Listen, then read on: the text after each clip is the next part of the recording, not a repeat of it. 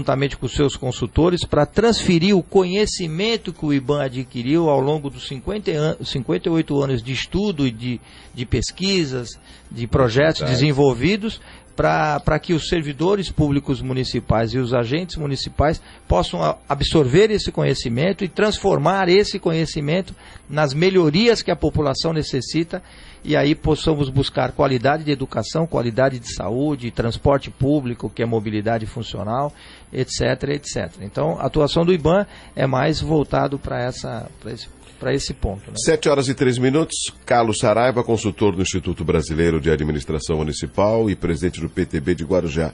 Agora, o IBAN, Carlos, eu estou achando assim formidável essa existência, né, essa ação do IBAN, porque o que a gente reclama muitas vezes das cidades é o despreparo das pessoas que ocupam os cargos públicos, né? Com certeza. E de alguns servidores.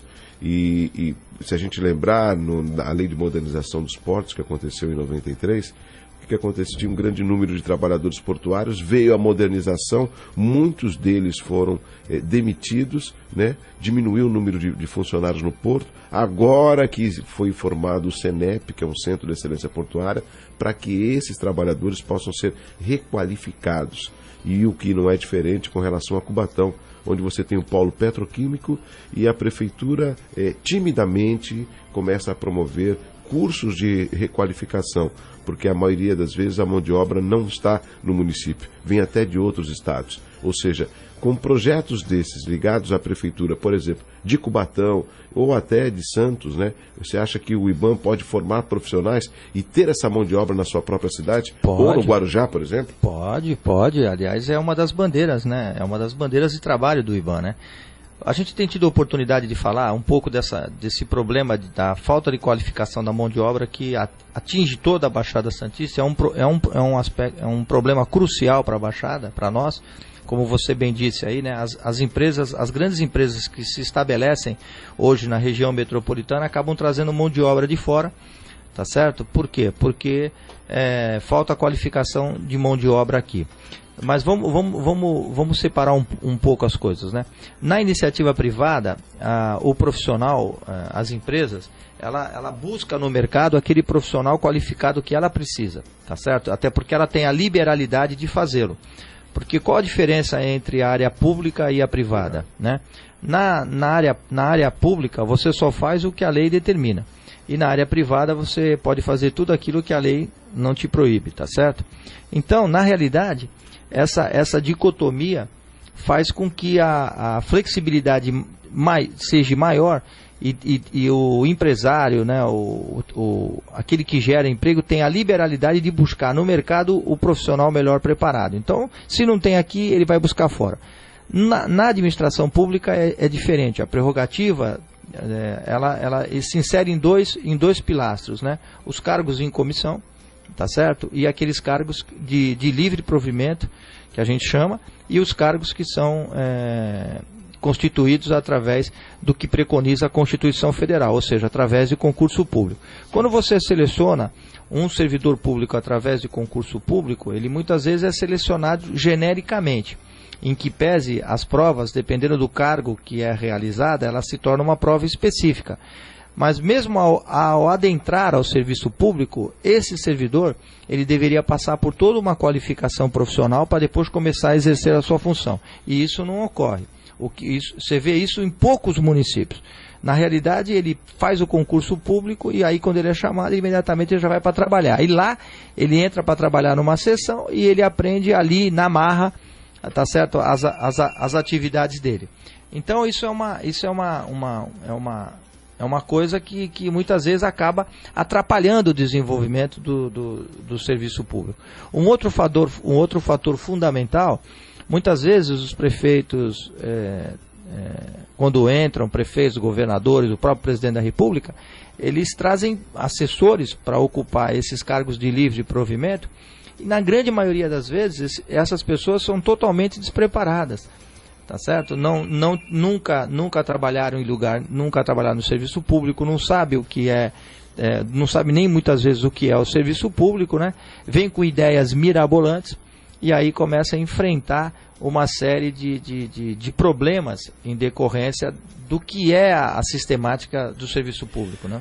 Eu vou tratá-lo de Carlinhos, que é assim que eu conheço. Carlinhos, você tocou num assunto muito importante e que este assunto causa, inclusive, uma preocupação para os administradores. Para que o nosso ouvinte possa entender, muitos desses cargos que o Carlinhos comentou são cargos que são preenchidos por indicação política. E quando o concursado, ele passa, ele é aprovado, ele acaba fazendo parte de uma seleção. Quando ele é chamado, ele já vai direto para o departamento. Ou seja, não existe uma entrevista, não existe uma preocupação em saber se aquele profissional, se ele está preparado para aquela área que o correto uma avaliação. Não digo uma avaliação, mas na realidade é um treinamento mesmo, é uma capacitação, né? Imagina assim, é selecionado um profissional da área da educação para lecionar, né? Muitas vezes, essa pessoa, ela acabou de sair de uma faculdade de pedagogia, de letras, nunca teve experiência numa sala de aula. E aí ele passa e a aula começa amanhã.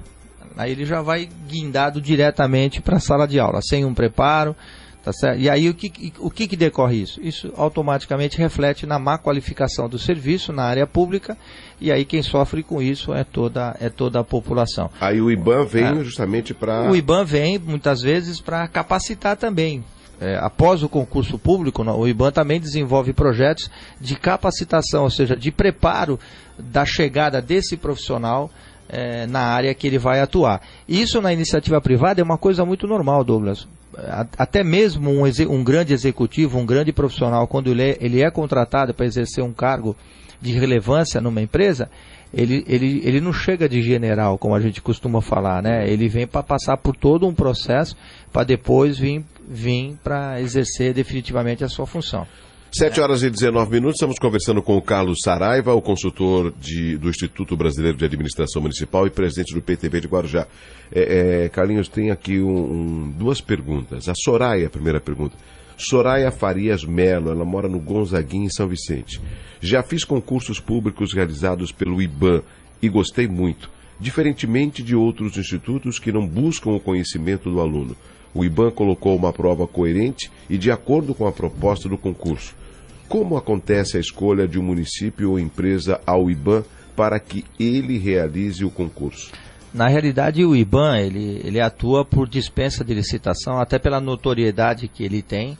E como ele é uma instituição sem fins lucrativos, voltada ao desenvolvimento da pesquisa e da fomentação do conhecimento, a lei de licitações, a 866, o faculta a fazer dessa forma. Então, havendo o interesse do gestor público, o gestor público contrata o IBAN, conforme preconiza a legislação vigente, e o IBAN vem para desenvolver o trabalho, né? E obrigado pela pergunta e, acima de tudo, aí, pelo elogio. Isso só nos enaltece como profissional e nos deixa muito contente para que a gente possa aperfeiçoar cada vez mais o nosso trabalho, né? Porque a Soraya fala aqui na pergunta que ela já fez concurso público realizado pelo IBAN. Nós já fizemos concurso em São Vicente com muita competência, graças a Deus. A Júlia Marzo, ela mora no Morro da Nova Sintra, em Santos. Que projetos o IBAN realiza na Baixada Santista? Na Baixada Santista, hoje nós só temos atuado na área de concurso público, né? Nós não temos assim nenhum projeto específico em outra área que não seja na área de concurso público, mas nós temos realizado ao longo dos últimos anos também aqui para o município de Santos especificamente a capacitação de servidores, principalmente na área de finanças, na área de licitações e na área de saúde, né? São cursos específicos onde o IBAN vem com os seus consultores ensinar os técnicos da prefeitura a desenvolver as suas atividades, né? Até porque a capacitação, o conhecimento, a transferência de conhecimento é uma coisa que ela tem que ser constante, né? Nós costumamos dizer que nós nunca sabemos tudo, né? A vida é um constante aprendizado, né? Então e na administração pública não é diferente. A administração pública, ela se profissionaliza, felizmente, a cada dia. Então ela não é mais lugar para amador, não dá mais para amador. Então, se não houver uma constante capacitação dos servidores e dos próprios gestores públicos, a administração acaba patinando.